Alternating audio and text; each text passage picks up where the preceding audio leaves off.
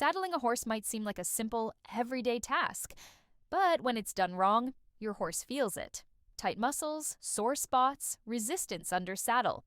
And when it's done right, your horse moves freely, comfortably, and with trust. In this video, I'll walk you through the calm, correct, and horse-friendly way to saddle up.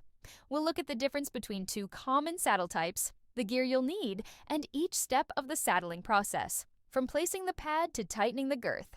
Let's get started.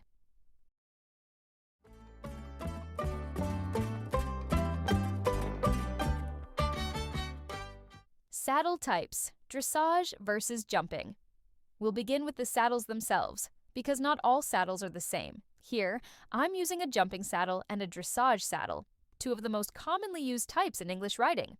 The jumping saddle has a flatter seat and shorter forward-cut flaps. It allows the rider more freedom to move into a two-point position and go with the horse over jumps. The dressage saddle has a deeper seat and long, straight flaps. It supports a longer leg and upright position for precise, subtle aids. There are, of course, many other saddle styles, like all-purpose, western, endurance, and treeless. But for today, we'll focus on these two. Other equipment you'll need.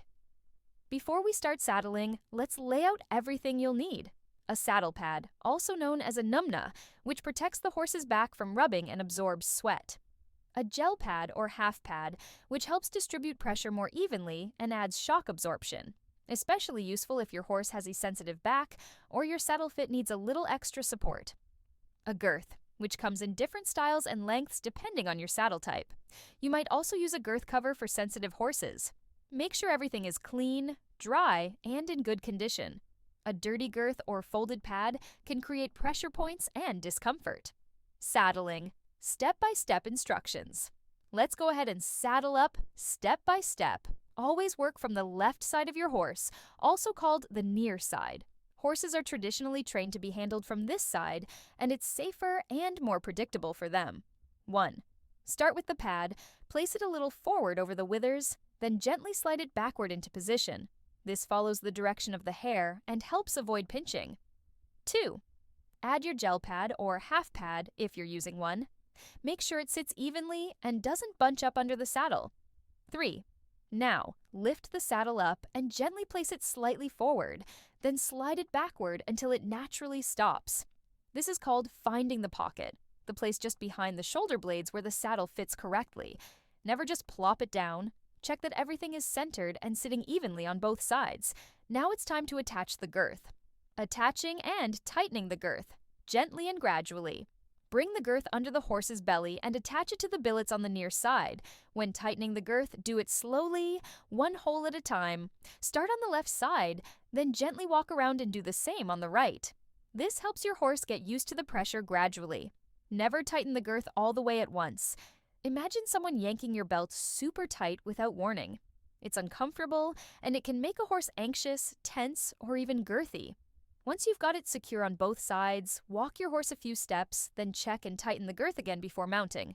Horses often puff up when you first girth them, so a second check is important. Dressage versus jumping. What's different? When using a jumping saddle, you'll typically pair it with a shorter saddle pad and a long girth, since the girth buckles sit higher up. For a dressage saddle, the flaps are longer and the billets are extended. So you'll use a longer saddle pad and a short girth, which buckles lower on the horse's side. The basic steps are the same, but the equipment adjusts slightly based on the saddle style.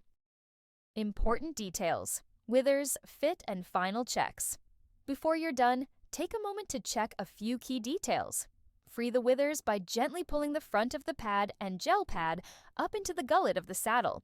This prevents pressure on the spine and allows airflow. Check that the saddle isn't pressing forward on the shoulders. A saddle that slides forward or sits too far up can restrict movement and cause soreness. The saddle should sit evenly and not rock or tilt. Taking these few extra moments can make a world of difference for your horse. Unsaddling, step by step. After your ride, unsaddling is just as important. 1. First, run up the stirrups so they don't hit your horse's sides. 2. Loosen the girth gently. 3. Unclip or unbuckle anything else, like breastplates or martingales if used. 4.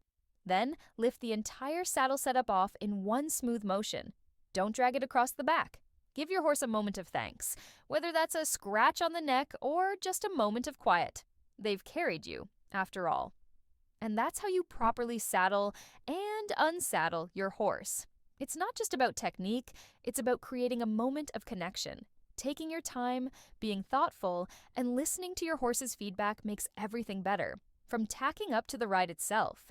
If you found this helpful, don't forget to like, subscribe, and leave a comment if you have any questions or tips to share. Thanks for watching, and until next time, happy riding!